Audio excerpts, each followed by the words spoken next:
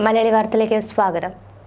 മലപ്പുറത്ത് മഞ്ഞപ്പിത്തം ബാധിച്ച ഒരു വയസ്സുകാരൻ ചികിത്സ കിട്ടാതെ മരിച്ചു. മലപ്പുറം കോട്ടയ്ക്കലിനടുത്ത് പാങ്ങിലാണ് സംഭവം.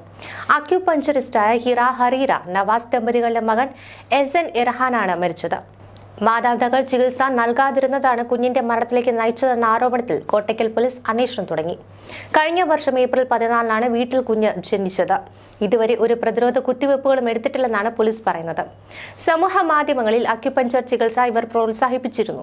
ശാസ്ത്രീയമായ ചികിത്സാ രീതിയെ തുടർന്ന് എതിർക്കുന്ന നിലപാടുകൾ സമൂഹ മാധ്യമങ്ങളിൽ ഇവർ പങ്കുവച്ചിരുന്നുവെന്നും ആരോപണമുണ്ട്. മഞ്ഞപ്പിത്തം ബാധിച്ച് കുഞ്ഞ് ഇന്നലെ വൈകുന്നേരമാണ് മരിച്ചത്. ഇന്ന് രാവിലെയോടെയാണ് മൃതദേഹം കബറടക്കിയത്. ഒരു കൊച്ചു കുഞ്ഞിന്റെ മരണത്തിന് കാരണക്കാരായ ഈ മാതാപിതാക്കൾക്കെതിരെ കൊലക്കുറ്റത്തിന് കേസെടുക്കണം.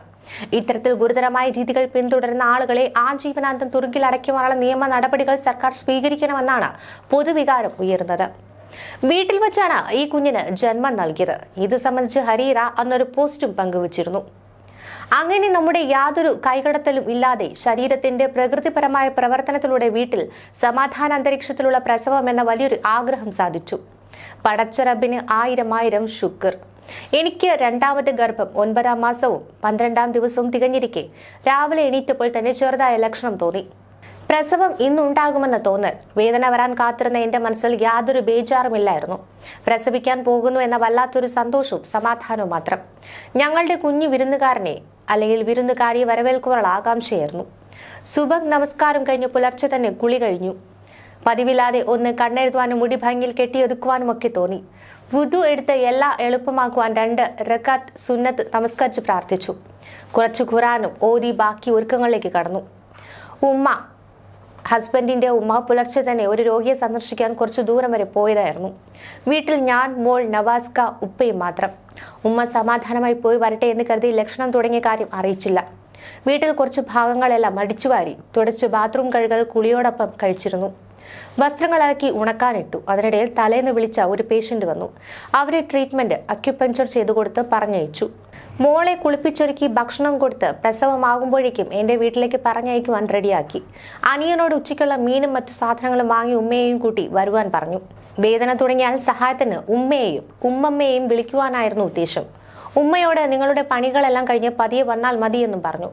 പ്രസവ വേദന കൂടി ഞാൻ കിടക്കുമ്പോഴേക്കും അവർക്ക് കഴിക്കുവാനുള്ള ഭക്ഷണവും ജ്യൂസും മറ്റുമെല്ലാം റെഡിയാക്കാമെന്ന് കരുതി. അരി അടുപ്പത്തിട്ടു. മറ്റു വിഭവങ്ങളും റെഡിയാക്കി. വേദന വരുമ്പോൾ ഇരിക്കും, വീണ്ടും പണികളിൽ ഏർപ്പെടും. ചെയ്തു തീർക്കുവാൻ കരുതി ഏറെക്കുറെ പണികളെല്ലാം തീർത്തു. 1 മണി ആയപ്പോഴേക്കും അനിയനും ഉമ്മമ്മയും എത്തി. അപ്പോഴേക്കും വേദനയുടെ കടുപ്പം കൂടി വരുന്നുണ്ടായിരുന്നു. എളുപ്പത്തിൽ മീൻകായം തേച്ച് ചട്ടിയിലിട്ടു. 1:45 ഉപ്പ ഭക്ഷണം കഴിക്കുവാൻ വന്നപ്പോൾ ഞാൻ അടുക്കളയിലുണ്ട്. വേദന തുടങ്ങിയത് ഉപ്പയോടും പറഞ്ഞിട്ടില്ല. ബാക്കി അടുക്കള ക്ലീനിങ് ഉമ്മമ്മനെ ഏൽപ്പിച്ചു. നവാസ്കയോട് കരിക്ക് വെട്ടുവാനും പറഞ്ഞു. രാവിലെ മുതൽ ഞാൻ ഒന്നും കഴിച്ചിരുന്നില്ല. എനിക്ക് വിശപ്പില്ലായിരുന്നു. മരുന്നോ ഗ്ലൂക്കോസോ ഒന്നുമില്ലാതെ നമ്മുടെ ക്ഷീണത്തിനുള്ള ഗ്ലൂക്കോസ് 1ാം തരം കരിക്ക് തന്നെ. റൂമിൽ പോയി പ്രസവത്തിനുള്ള സാധനങ്ങളെല്ലാം എടുത്തു വെച്ചു. അപ്പോഴേക്കും 2 മണി. വേദന മുറുകുമ്പോൾ കിടക്കുന്നതിലേറെ ഇരിക്കുന്നതിലാണ് എനിക്ക് കംഫർട്ട് തോന്നിയത്.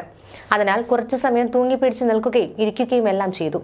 ഉമ്മമ്മ കൂടെ നിന്ന് പതിയെ തലോടി തന്നു. 3.5 വയസ്സായ എന്റെ മോളും ഇടയ്ക്ക് വന്ന് മുഖത്ത് തടവുകയും ഉമ്മ തരികയും എല്ലാം ചെയ്യുന്നുണ്ട്. എന്റെ വേദന കണ്ട് ഉള്ളിൽ സങ്കടമുണ്ടെങ്കിലും അവളുടെ മുഖത്ത് കുട്ടി വരുന്നതിലുള്ള സന്തോഷമാണ്.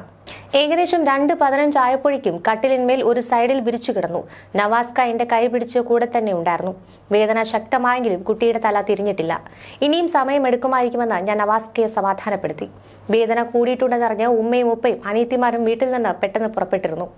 20 മിനിറ്റ് കൊണ്ട് എത്തുന്ന ദൂരത്തിലാണ് എന്റെ വീട്. 2:50 അവർ മുറ്റത്തെത്തിയപ്പോൾ നവാസ്ക അവരെ കൂട്ടാൻ പുറത്തേക്ക് പോയി. അപ്പോഴും വയറിൽ തൊട്ടു നോക്കുമ്പോൾ തല തിരിഞ്ഞിട്ടോ കുട്ടി താഴ്ന്നിട്ടോ ഇല്ല എന്ന് തോന്നി. എന്നാൽ വേദന നല്ല കഠിനമാകുന്നുണ്ട്. അവിടുന്ന് 2 മിനിറ്റ് പോലും എടുത്തില്ല. തല തിരികെ തന്നെ പെട്ടെന്ന് അടിയിൽ വന്ന് മുട്ടുകയും അടുത്ത വേദനയിൽ കുഞ്ഞ് പുറത്തെത്തുകയും ചെയ്തു. അനിയത്തി വാതിൽ തുറന്ന് വന്നതും കുഞ്ഞ് പുറത്തേക്ക് ഒഴുകിയെത്തിയതും ഒപ്പമായിരുന്നു. പുറത്തു ചാടുമ്പോൾ ഉമ്മമ്മയാണ് കുട്ടിയെ കൈകാട്ടി പിടിച്ചത്. അതുവരെ എന്റെ ഒപ്പം ഉണ്ടായിരുന്ന നവാസ്ക കുഞ്ഞ് പുറത്തു വരുന്ന ആ നിമിഷത്തിൽ അവിടെ ഉണ്ടായിരുന്നില്ല. കുട്ടിയുടെ കരച്ചിൽ കേട്ടാണ് നവാസ്കയും ഉമ്മയും റൂമിലേക്ക് ഓടി വന്നത്. മോളും ഉച്ചത്തിൽ ശബ്ദമുണ്ടാക്കി സന്തോഷം പ്രകടിപ്പിച്ച് ഓടി വന്നു. എല്ലാവർക്കും സന്തോഷത്താലും കണ്ണീരാലും ചുവന്നു തൊടുത്തു മുഖം. ഉമ്മ കുഞ്ഞിനെ തുടച്ചെടുത്ത് പിടിച്ചു തന്ന നവാസ്ക ക്ലിപ്പ് അമർത്തി ഞാൻ പൊക്കിൾ കൊടി മുറിച്ചു.